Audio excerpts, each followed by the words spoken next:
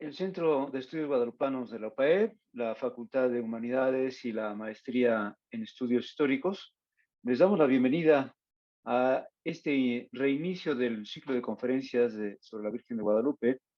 Y en esta ocasión tenemos el gusto de tener con nosotros como ponente al maestro Carlos Ramos Rosete, quien va a hablar sobre la Virgen de Guadalupe, encuentro de la cosmovisión náhuatl y la cristiana.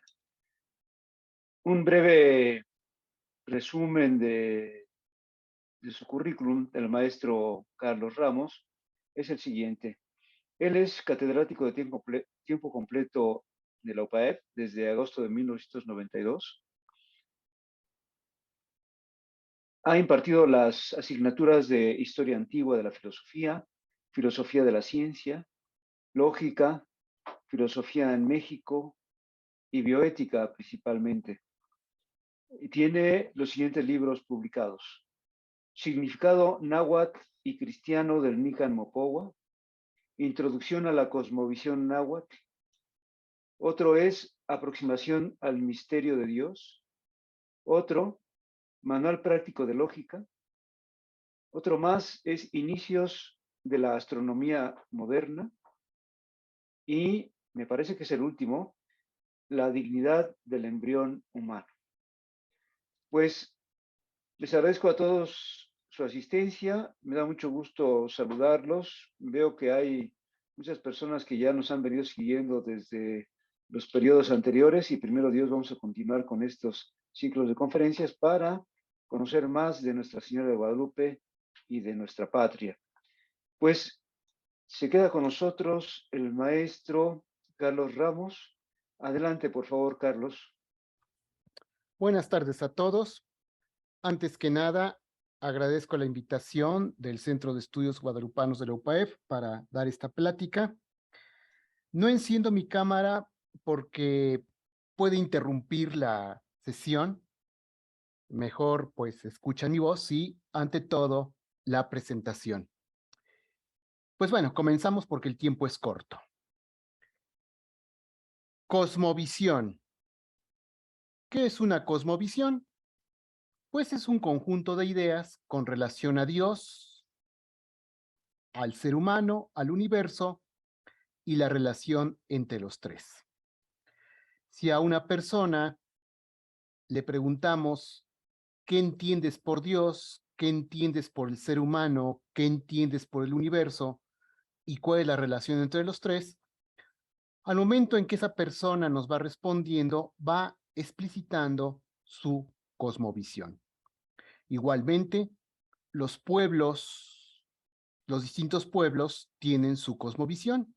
Un antropólogo cultural, cuando hace un estudio de una tribu o de una etnia, parte de su estudio es identificar estas ideas y al momento de identificarlas, al momento de escribir esas ideas que tienen, cómo las viven, pues se va explicitando la cosmovisión de esa tribu, de ese pueblo o de esa etnia. Cosmovisión náhuatl. Cuando hablamos de cosmovisión náhuatl, estamos hablando de unas ideas con relación, pues no propiamente a Dios, porque eran politeístas, sería con relación a los dioses, con relación al ser humano, con relación a la naturaleza, ideas que se transmitían en lengua náhuatl y que tuvieron su gran auge durante el siglo XV y durante el siglo XVI, y cuando aparecen los españoles, cuando aparecen estas tierras españoles, pues van a enfrentar, van a conocer esa cosmovisión náhuatl.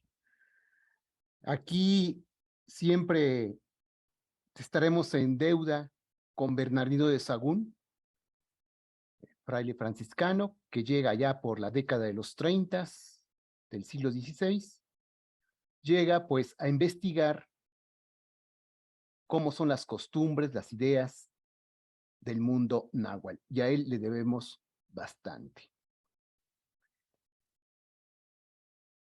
Continuamos. Cuando hablamos de la Virgen de Guadalupe, cuando hablamos del acontecimiento guadalupano, pues este implica desde luego una imagen y un testimonio escrito conocido como Nican Mopowa. El Nican Mopowa es la explicación de cómo apareció esta imagen. Pues como ustedes saben, el Nican Mopowa nos relata una mariofanía, es decir, la aparición de la Virgen María, pero adecuada al contexto del siglo XVI, en donde se está dando esta unión, este encuentro entre el mundo indígena de mentalidad náhuatl y la mentalidad española, cristiana, católica. Se le aparece pues a Juan Diego, y bueno, aquí muchos ya conocen el Nican Mopowa, ya no voy a estar aquí platicando el Nican Mopowa, ¿no? Solamente pues ubicar el acontecimiento guadalupano, una imagen y un escrito que nos da razón del origen de esa imagen, en donde Juan Diego juega un papel importantísimo.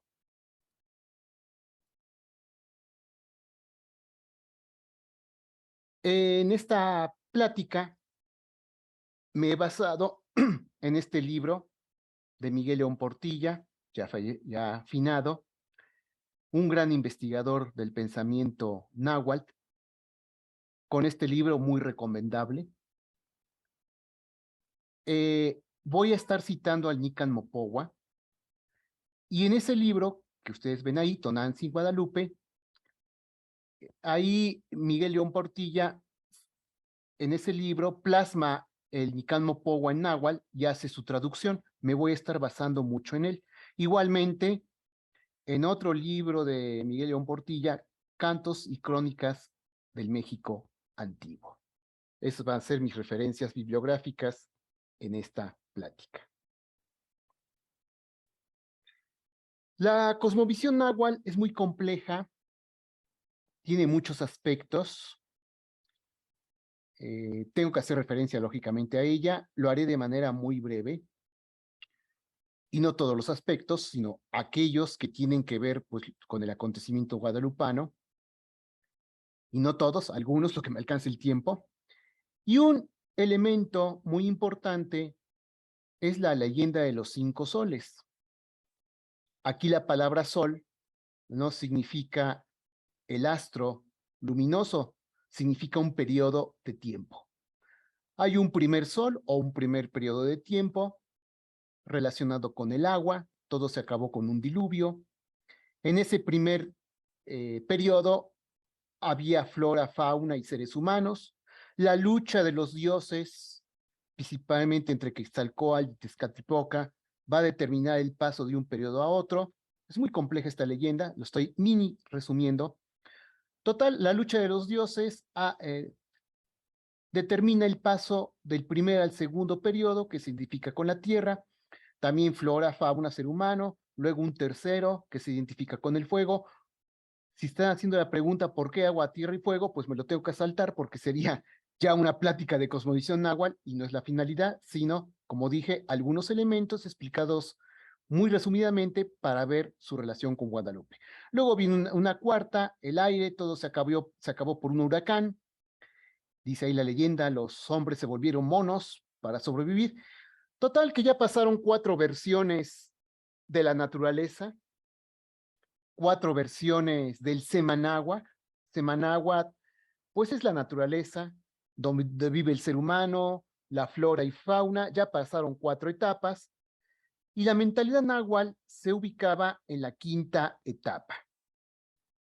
Ahí dice Tonatiu Nahui Olin, significa sol 4 movimiento. Y aquí Tonatiu, sol, ese sí es el astro solar que sale por el oriente y se oculta por el poniente. Nahui Olin, digamos que es una manera de dominarlo. Nahui es 4, ¿por qué 4? Porque han pasado 4 eras. Olin significa movimiento. Y aquí pues no me puedo aguantar el comentario de que esta quinta era, según la mentalidad náhuatl, se va a acabar por un temblor. Va a venir un temblor, se va a acabar todo y ya no podrá haber más flora, fauna y seres humanos. Digo, no me puedo aguantar el comentario porque hoy tuvimos 2 alertas de temblor o algo así. Bueno, lo interesante, y aquí lo que ya voy entrando más en materia, que los relatos que recoge Bernardino de Sahagún nos hablan de estas etapas y hay un gran hincapié en la quinta, ya que la mentalidad náhuatl se ubicaba en la quinta, con símbolo el sol, el astro solar.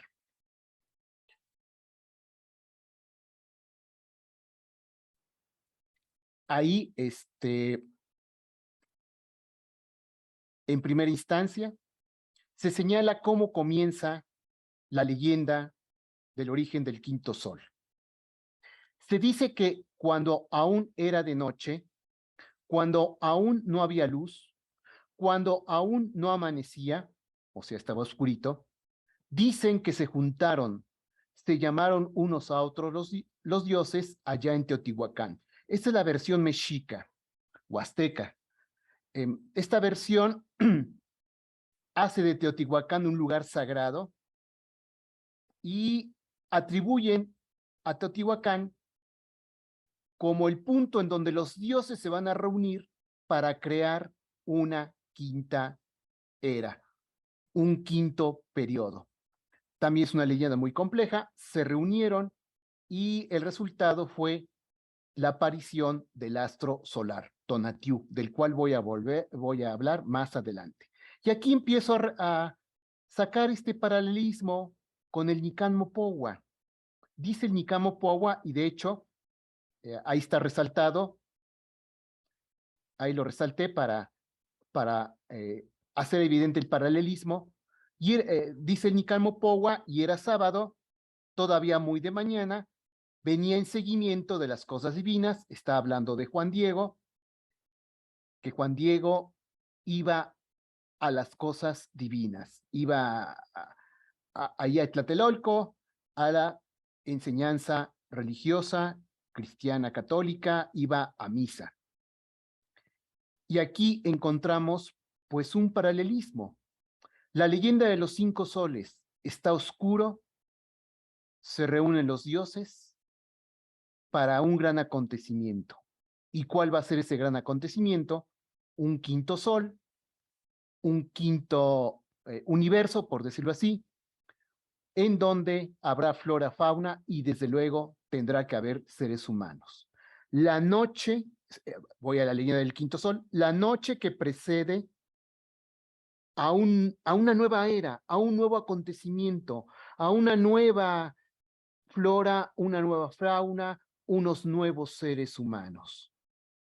El Nican Mopohua.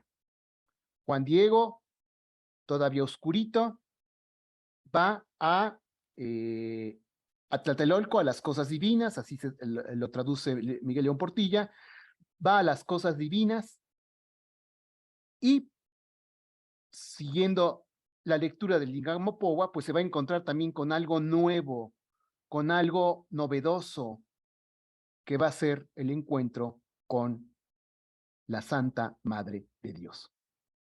Aquí saco pues este paralelismo, la oscuridad que precede a algo nuevo.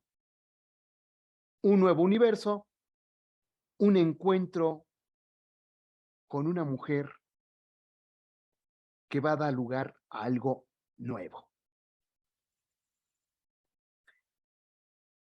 Y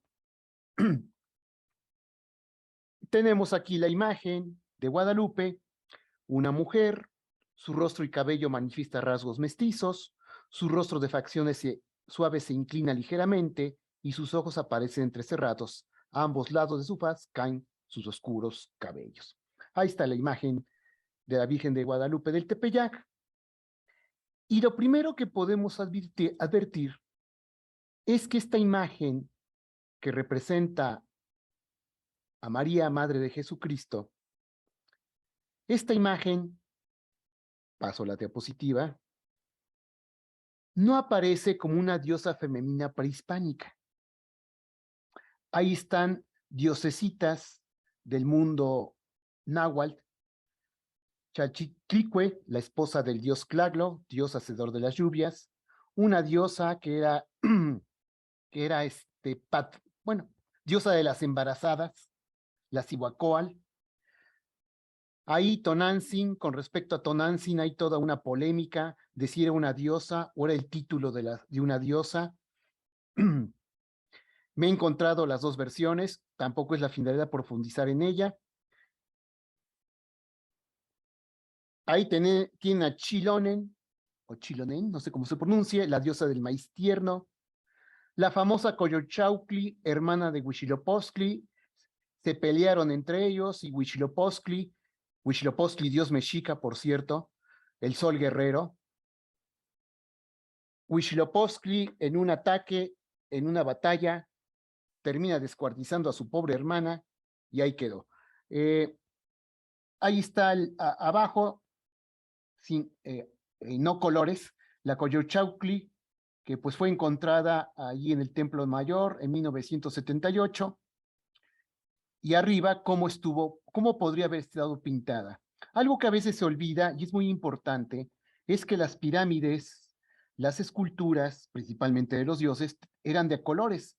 Lógicamente, con el tiempo se borraron, pero eran de colores. Ahí coloreada la Coyolxauhqui, toda destazada, pobrecita, bueno, para que se aprecie mejor. Entonces, la imagen de Guadalupe no tiene nada que ver con estas diosesitas, por eso paso las imágenes. Más bien, la Virgen de Guadalupe del Tepeyac aparece más ligada a las vírgenes de la Europa católica. Ahí tenemos la Inmaculada Concepción del externante de Hernán Cortés, llama la atención, con sus manos juntas, la cabeza inclinada, claro, aquí tiene una corona y sus estrellas arriba. Ahí Anónimo, la Virgen en la Gloria de Berlín, xilografía de 1420. Podemos ver una mujer que es la Virgen cargando a Jesús, sus rayos, incluso un ángel ahí abajito, muy parecida a la Virgen de Guadalupe del Tepeyac. Aquí está otra imagen, la Virgen con el niño, también sus rayos, la luna en cuarto creciente, el niño Jesús, su corona. Esta, perdón, seguimos. La Virgen del Coro de Santuario de Guadalupe en Extremadura, tallada de manera policromada, restaurada en el siglo XVIII, original del siglo XV. Aquí hay toda una polémica en la cual no voy a entrar. Lo que me interesa resaltar es que la imagen de Guadalupe del Tepeyac está más en la tradición de las representaciones de María católica europea que de una diosa prehispánica. Aquí solamente hago un comentario muy rápido. Esta Virgen del Coro allá en Santuario de Guadalupe de Extremadura es original del siglo XV, pero la restauraron en el siglo XVIII. Y algunos investigadores dicen que cuando la restauran, tomaron como modelo la Virgen de Guadalupe del Tepeyac. Es lo que dicen algunos investigadores. Hay toda una polémica, repito, no me interesa.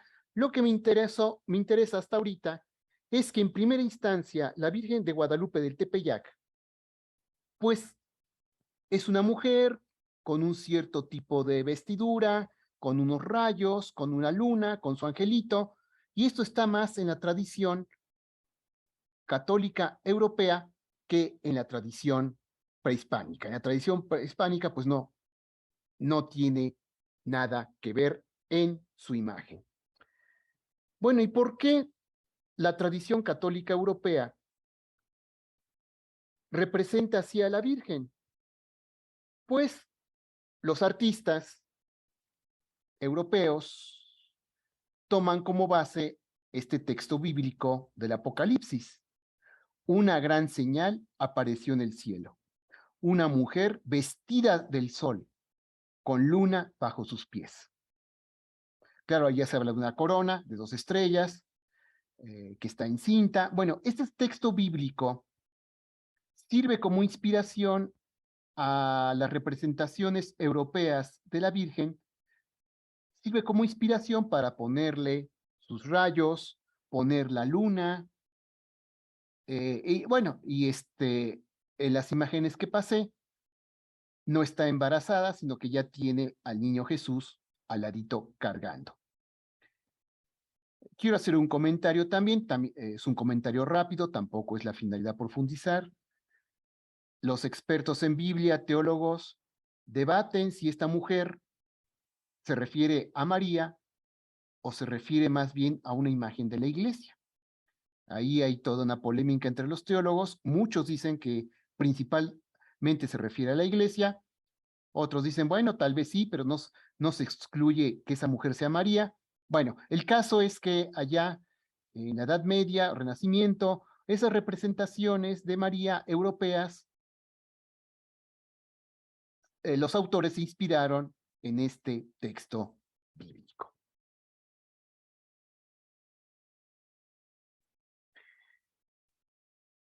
Aquí me voy al Nican Mopohua. Ahí está el texto en náhuatl, ahí está la traducción. Repito, pues lo estoy tomando de Miguel León Portilla, ya cité la fuente. Y está narrando el primer encuentro entre Juan Diego y Guadalupe. Está narrando el primer encuentro, recuerden, él va ahí caminando en la oscuridad, va a Tlatelolco, pasa por el cerro, oye canto de pájaros, una voz que lo llama, en fin. Dice ahí, nada inquietó su corazón, ni con esto se alteró, sino que mucho se alegró. O sea, no se espantó por lo que estaba oyendo, sino incluso se alegró por el canto de las aves, por cierto. Se regocijó, fue a subir al cerrito, allá va a ver dónde lo llamaban. Ahí a su izquierda tienen el texto náhuatl y el resaltado en negritas es por parte mía. Tepetzintli, Tepecincli, de Tepe, el cerro montaña. Tepecincli, alusión al cerro con respeto. Ahí tiene una imagen, es el glifo con el cual se representa los cerros. Cuando se le añade el glifo de agua, civilización, ahí pues solamente el cerro. Y llama la atención que aquí, para referirse al cerro, que va a ser el cerro del Tepeyac, el texto náhuatl del Nicamopohua lo pone con la terminación Cintli. La terminación Cintli y la terminación Sin en náhuatl es para referirse ya sea a una cosa o una persona con mucho respeto o incluso con mucho cariño. Posteriormente vendrá la influencia del español, del castellano, y lo van a traducir con diminutivos. Pero digamos que en el náhuatl que se hablaba antes de que vinieran los españoles, la pronunciación sin no era tanto para diminutivos, sino algo más allá, respeto, cariño. Se está refiriendo al cerro con respeto. Ya la traducción, pues, cerrito. Bueno, ¿y el cerro qué? Como podríamos decir, ¿y el cerro qué? Bueno, ¿el cerro qué significado tenía para la mentalidad náhuatl? Ahí lo pongo. Elemento de la naturaleza que se alza hacia los cielos donde están los dioses. En la cosmovisión náhuatl, los cerros, las montañas, son muy valoradas porque es la parte de la tierra que más se alza hacia los cielos en donde están los dioses. De hecho, en muchos lugares hay bastantes leyendas con relación a los cerros. Esto es un legado náhuatl. El cerro, repito, con el glifo agua será Altepel, será civilización. Y pues algo que es característico de las civilizaciones del mundo náhuatl son las pirámides, que más bien la mayoría de ellas, casi todas, si no es que todas, bueno, hay una excepción allí con los mayas, pero bueno, casi todas son templos.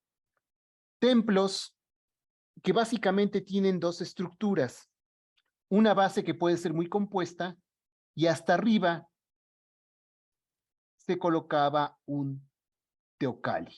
Teocalli significa casa de Dios. Ahí pongo como imagen la más representativa, el templo mayor, que tenía un doble teocalli, uno dedicado a Huitzilopochtli, el azul, perdón, el rojo, el rojo dedicado a Huitzilopochtli, el azul dedicado a Tlaloc, en donde se hacían los famosos sacrificios. Arriba, pues, de la pirámide hay un adoratorio. Las distintas pirámides tenían un teocalli para determinado dios. Entonces, Juan Diego va caminando, escucha aves, escucha que lo llaman, y ese llamado que escucha Juan Diego viene de arriba. Reminiscencia náhuatl. El cerro, la pirámide, el templo hecho de humano se asemeja al cerro, y arriba teocalli. Y entonces Juan Diego sube el cerro a ver qué hay, y pues desde luego no se va a encontrar con un teocalli. Se encuentra, pues, con una mujer. Se encuentra como una mujer. Y aquí va narrando el Mikan Mopowa. Nada inquietó su corazón. O sea, no fue una experiencia de espanto, al contrario, de algo alegre, de algo bueno. Así como es bueno que nazca una quinta era. Ni con esto se alteró, sino que mucho se alegró, se regocijó, fue a subir al cerrito, allá va a ver dónde lo llaman, y cuando llegó a la cumbre del cerrito, hay que recordar, en la cumbre de una pirámide y un teocalli, pues ahí se contempló una noble señora. Y ahí resalto en náhuatl eso, Tihuapili. Juan Diego no se encuentra con una diosa o con el teocalli de una diosa, se encuentra con una noble señora. Se encuentra con una noble señora. Pili designa o designaba a la clase noble en el mundo azteca, distinto de la clase inferior. Se encuentra con una noble señora. Permítame aclarar mi garganta, voy a silenciar unos segundos mi micrófono. Ya estuvo, gracias. Y aquí encontramos lo siguiente. Ahí está la palabra tlatoque. Tlatoque es el plural de tlatoani. Fue el término usado por varios pueblos de habla náhuatl en Mesoamérica para designar a los gobernantes de los altepel o ciudades. Tlatoque plural, tlatoani singular.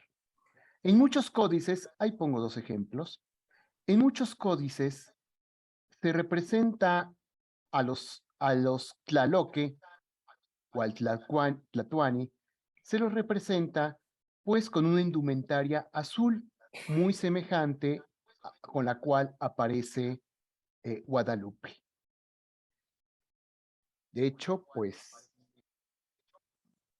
basándome en un artículo de María Guadalupe Flores, ahí pongo la referencia, ella hace un análisis en este artículo sobre cómo era la indumentaria, cómo era la tilma del tlatoani. Y ya en sus conclusiones dice, La tilma color turquesa, ella no habla de azul, me llama la atención, habla de turquesa, el turquesa que es un tipo de azul. De ligaduras y anudados estuvo asociada a altos dignatarios del antiplano central y ella especifica en el posclásico tardío, o sea, en plena mentalidad náhuatl. Y su probable simbolismo contiene elementos que aparecen asociados al soberano como legítimo representante de los dioses y garante del mantenimiento del orden cósmico. No hay que olvidar, que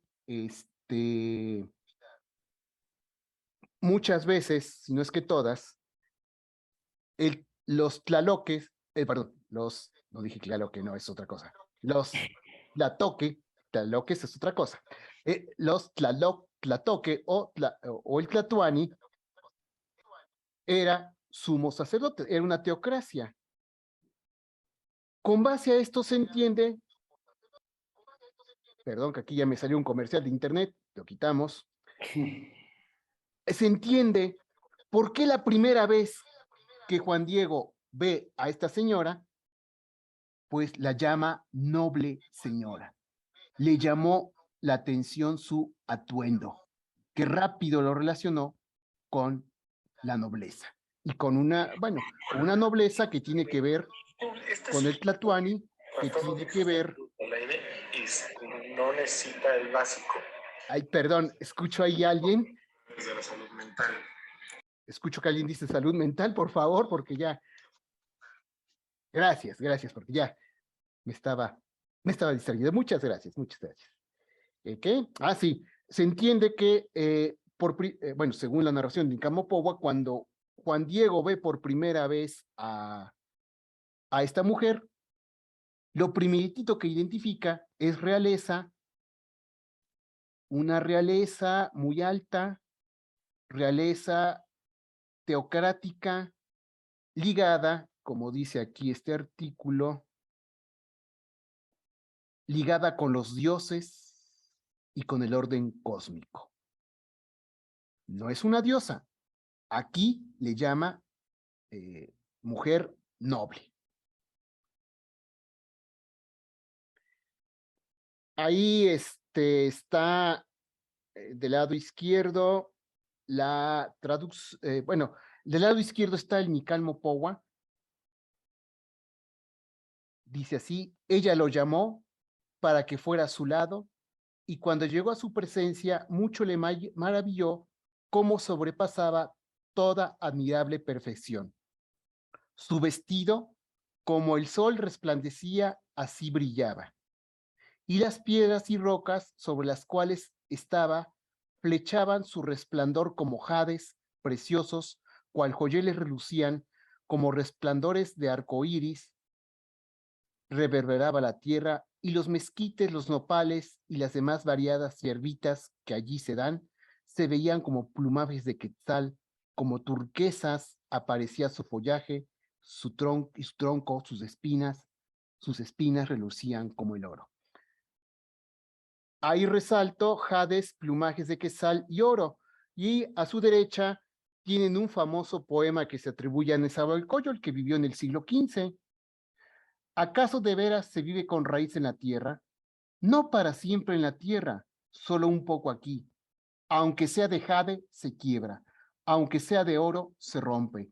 Aunque sea de plumaje de quetzal, se desgarra. Este es un poema un poco trágico de Nezahualcóyotl. Lo que quiero resaltar es que en el poema de Nezahualcóyotl, que está hablando del carácter efímero de las cosas, Nezahualcóyotl pone lo más preciado en la mentalidad náhuatl de la naturaleza. El jade, el oro y las plumas de quetzal son lo más preciado que hay. No puede haber cosa más preciosa que el jade, que es una piedra, que el oro, un metal, y que el plumaje de quetzal. Entonces aquí Nezahualcóyotl, ¿qué es lo que nos quiere decir? Que lo más preciado de la naturaleza se va a descomponer. Bueno, de hecho, en muchos poemas del mundo náhuatl se exalta mucho al jade, al oro y plumas de quetzal. Volvemos a la izquierda, Nicalmopowa, la mujer, la noble señora, resplandece como el sol, Y ahí, bueno, lo subrayé intencionalmente. Miguel Portilla lo traduce como flechaban, lo podríamos traducir como, como reflejo, como proyección. Los rayos, como el sol, resplandecen en esta mujer y al proyectarse hace que las cosas que están al lado aparezcan como lo más preciado que había para la mentalidad náhuatl: jades, plumas de quetzal y oro. Ahí resaltado en Nicalmopowa. Ahí está el poema, hay muchos poemas, quise sacar este por Nezahualcóyotl, y ahí está la relación. Lo más preciado, ahí está en Nicalmopowa, y llama la atención que lo más preciado resulta del brillo, del reflejo de ese sol que cubre a Guadalupe. El vestido de la Siguapili resplandecía como el sol Tonatiuh, de tal modo que su reflejo hacía que las piedras y rocas parecieran como jades, como plumas de quetzal o como el oro. De hecho, un dato que se me estaba pasando, los dioses del mundo mesoamericano, que eran pues básicamente esculturas de piedra, eran adornados con jades, con oro y con plumas de quetzal. Así eran adornados los dioses, con lo más excelso de la naturaleza. Pues, los que son estudiosos del fenómeno guadalupano, es el códice Escalada, y pues siempre me ha llamado la atención de este códice, ahí que representa las apariciones, Juan Diego viendo a Guadalupe y detrás de Guadalupe el sol, ahí está el sol. Si atendemos a lo que dice el Nicalmopowa, es el sol que es el amanecer, es el amanecer. Volviendo un poquito a la leyenda de los 5 soles, después de que los dioses hacen toda una serie de cosas para que aparezca el sol, dice la leyenda, los dioses se sentaron a ver por dónde iban a hacer el sol. No sabían por qué rumbo iban a hacer el sol o por qué punto cardinal, dicho en esos términos, y pues nació por el oriente. 7:41 me comentó el ingeniero Valle que dejara libre para preguntas, así es que me tendré que ir rapidísimo, perdón. Esto de la Virgen y los rayos, pues tiene una interpretación católica. Ahí pongo, bueno, según lo que dice Lucas 1, 26, 38, los rayos llenas de gracia, el Señor está contigo, has hallado gracia delante de Dios. Los rayos hacen referencia a la concepción virginal de Jesús. El Espíritu Santo vendrá sobre ti y el poder del Altísimo te cubrirá con su sombra.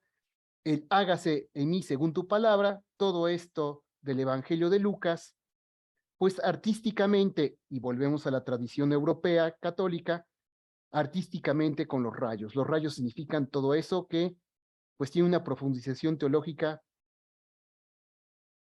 que pues bueno, no es el caso comentarla, ni siquiera me da tiempo. Teológicamente, los rayos representan la íntima comunión de María con el Padre, Hijo y Espíritu Santo. María participa del amor trinitario que tiene su fruto, pues en la encarnación del Verbo de Dios. En mentalidad náhuatl, ahora vamos con mentalidad náhuatl. Los rayos provienen del sol Tonatiuh. Tonatiuh es el sol que calienta y ilumina. Gracias a Tonatiuh hay vida. Si no existiera Tonatiuh, no habría vida. Tonatiuh Nahui Olin, como ya lo había comentado, es el signo de la quinta era o sol, cuyo movimiento hace posible la vida. Ahí dice Semanagua es la naturaleza, flora, fauna y seres humanos. Tonatiuh nace en el cuadrante principal del Semanagua, es decir, el oriente. En la mentalidad mexica, Tonatiuh Nitzhuitzilopochtli, el sol guerrero. Ya no comento más porque el tiempo me está urgiendo y sí quiero llegar a la conclusión. Bueno, aquí, basándome en Alfonso Caso, pues esta situación de los sacrificios humanos relacionados con el sol, la piedra del sol, mexica ahí en su centro, Tonatiuh, Huitzilopochtli, ahí enseñando la lengua, qué grosero, es un cuchillo de sacrificio. Bueno, todo esto para resaltar que cuando se hablaba de Tonatiuh, cómo la mentalidad náhuatl lo ubica, la mentalidad de Huitzilopochtli, que es el mismo Tonatiuh, pero ya en versión mexica, perdón por la simplificación, cómo lo ubicaba. Y aquí viene lo que me interesa. Guadalupe es tan importante que se para frente a Tonatiuh. ¿Quién es esta mujer que es importante? Bueno, sí es de la nobleza, pero como que su importancia, su dignidad social, vamos a decirlo así, es tan grande que se da el lujo de pararse frente a Tonatiuh. Pero Tonatiuh no es anulado por Guadalupe. Es decir, lo voy a decir de manera chistosa. Guadalupe no se para y le da una patada a Tonatiuh. No. Se para frente a él, resaltando su gran importancia, pero al mismo tiempo, Tonatiuh no queda eliminado, sino que Tonatiuh contribuye a resaltarla. Y la última diapositiva para respetar el tiempo. En el texto náhuatl, que ya no se los paso porque ya no me alcanza el tiempo, la Virgen de Guadalupe no se presenta como una diosa prehispánica, sino como una, dice el texto náhuatl por ahí, más adelante, Iwaki Sihuapili, que se traduce como noble, señora celeste, que proviene del rumbo principal, el oriente, de donde nace Tonatiuh, con una novedad. ¿Cuál va a ser la novedad? La novedad ser madre de Ipalnemowani. Ipalnemowani es otra figura del mundo náhuatl que me llevaría otra plática, hablar de Ipalnemowani y cómo este es integrado en Incamopowa. Ipalnemowani significa dador de la vida, y va a ser un nuevo dador de la vida, que será el verbo encarnado. Como último comentario, para respetar el tiempo, a la luz de Guadalupe, Tonatiuh, el Huitzilopochtli, sediento de sangre para que siga saliendo, ese sí, ya queda descalificado. Tonatiuh contribuye a eliminar a Guadalupe, que va a ser madre de un nuevo Ipalnemowani, que ya no va a pedir sacrificios, sino va a ser el Ipalnemowani que sea sacrificado por todo ser humano. Muchas gracias por su atención. Muchas gracias, Carlos. Pues tenemos un poco más de 10 minutos para aquellos, para quien quiera hacer alguna pregunta, con mucho gusto, puede prender su micrófono o bien hacerlo mediante el chat.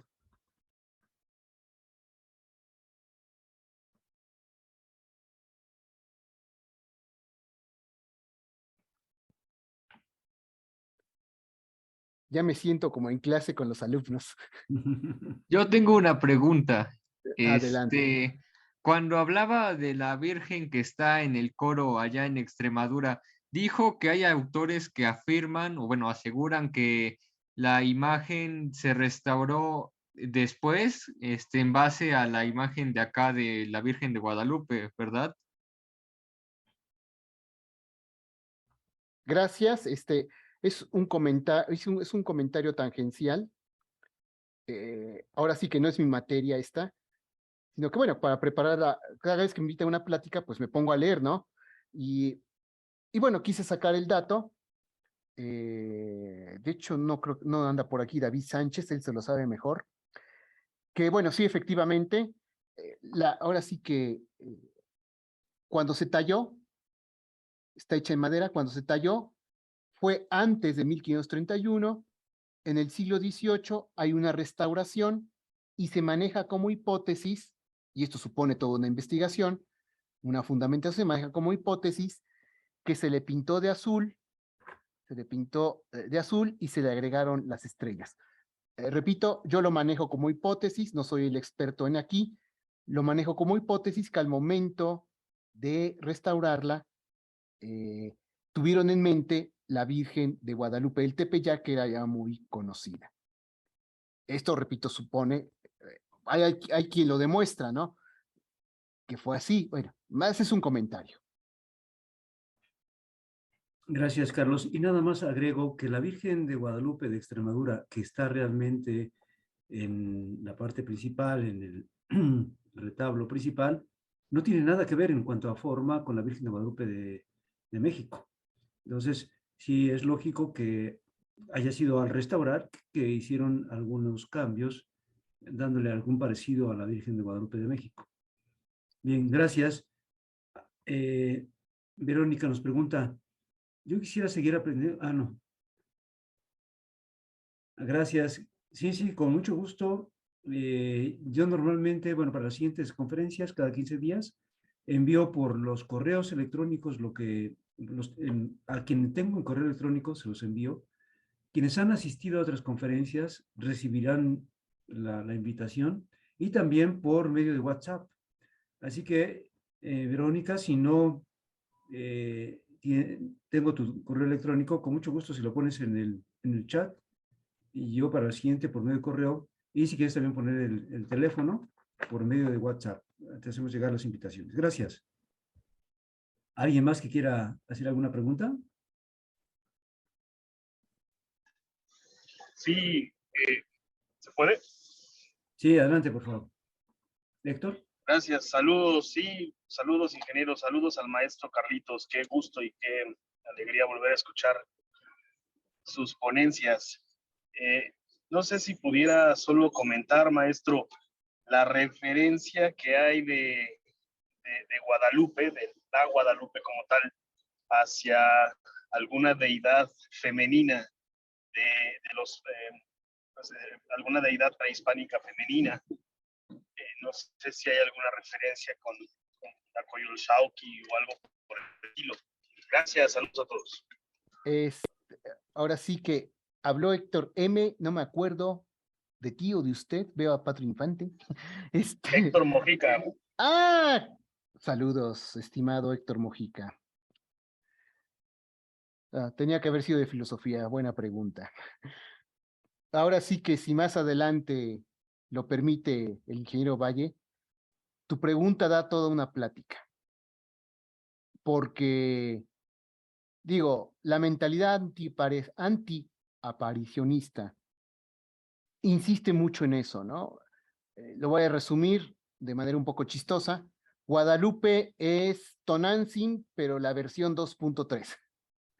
Mucho se insiste en Tonantzin, se vincula mucho con Tonantzin, hago con Cihuacóatl, pero no, la respuesta es no.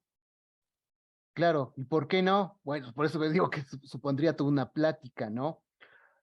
Es que analizando, por decirlo así, las funciones de la Cihuacóatl, este término que lo dije Tonantzin, que a veces aparece como diosa, a veces aparece como título de una diosa, analizando todo eso, viendo la imagen y sobre todo leyendo Iñican Mopowa, no hay relación. No hay una relación así de causativa. De hecho, Bernardino de Sahagún, que hace un comentario a esto, él es muy tajante y muy firme en que no le digan a Guadalupe Tonantzin. E incluso, por eso digo que es otra plática, incluso Bernardino de Sahagún mete un neologismo náhuatl. El que sabía náhuatl, desde luego, mete un neologismo náhuatl de carácter mestizo para decir, de esta forma hay que referirse a la Virgen, Madre de Dios verdadero. Ahorita no me acuerdo es Dios Inantzin o algo así. Dios Inantzin, que se traduce como Madre de Dios. Y bueno, esto es toda una plática. Y no, ahora, alguien diría, bueno, pero es que pues yo cuando voy ahí a la peregrinación, muchos indígenas, bueno, muchas personas de raíz indígena la dicen Tonantzin. Es verdad, muchos le dicen Tonantzin. De hecho, Miguel John Portilla le mete el nombre de Tonantzin. Y entonces ahí tendríamos que entrar más a profundización, porque ahí hay un gran equívoco con respecto al carácter maternal. Y con esto concluyo la breve respuesta, porque repito, sería toda una plática y, bueno, si Ingeniero Valle me invita, se las ofrezco. Una cosa es la maternidad concebida en el mundo náhuatl y otra cosa es la maternidad de María. Son dos maternidades totalmente distintas. Luego, no se puede decir que una divinidad prehispánica haya causado el fenómeno guadalupano ni siquiera como inspiración. Es lo que puedo responder muy apretadamente. ¿Puedo decir algo? Sí, adelante, Verónica. Lo que pasa es que hay un poco de confusión porque la palabra náhuatl es Teo Nan Sin. La madre de Dios, Nan quiere decir madre. Entonces es ahí donde se confunde Tonantzin con Teo Nantzin. Ok, sí, gracias. Y bueno, a ver, quisiera, en el Nicamo Powa y en Bernardino de Sahagún, no utiliza el término teol. Le meten la palabra Dios castellana y tiene una intención, ¿cuál es? Porque si hubieran puesto teol, la palabra teol en náhuatl es politeísta. Entonces, el Nicamo Powa, digo, aquí no puedo presentarlo porque no era la finalidad de la plática, en varias partes del Nicamo Powa, en náhuatl, no dice teol, dice Dios y Nansin. Y el mismo Bernardino de Sahagún le metió el término castellano, Dios, porque si le metían el término teol, eso podría dar lugar a confusión, porque el término teol, repito, en náhuatl es politeísta. La palabra Dios en castellano es monoteísta. Bueno, repito, es toda una plática, porque no es tan fácil así, dicho de rápido. Gracias, Carlos. Y también Gabriel García nos dice, pero pues Tonantzin solo significa nuestra madre, ¿no? O sea, no parece estar ligado a lo prehispánico. Le dije que había un equívoco. Tonantzin significa, bueno, traducido literalmente, nuestra madrecita. Es de raíz náhuatl, tiene toda una conceptualización, que pues no me alcanza el tiempo. Y hablar de María, nuestra madre, tiene otro significado la palabra madre, muy distinto. Pero pues repito, no puedo echarme aquí todo el rollo, ¿verdad? Aparte que se los tendría que demostrar con los textos del mismo Nicamo Powa y comentar ese pasaje que me parece muy maravilloso de Bernardino de Sahagún. De hecho, creo que lo dije, si Bernardino de Sahagún resucitara y viera que le dicen Tonantzin a Guadalupe, se vuelve a caer muerto.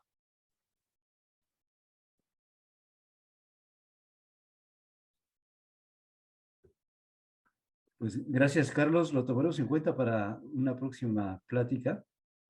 Al final, tal vez, de este ciclo o iniciando el siguiente, primero Dios. Muy bien. ¿Alguien más quisiera preguntar o aportar algo? Bueno, pues para mí es un término nuevo este de Ipalnemowani, el dador de la vida.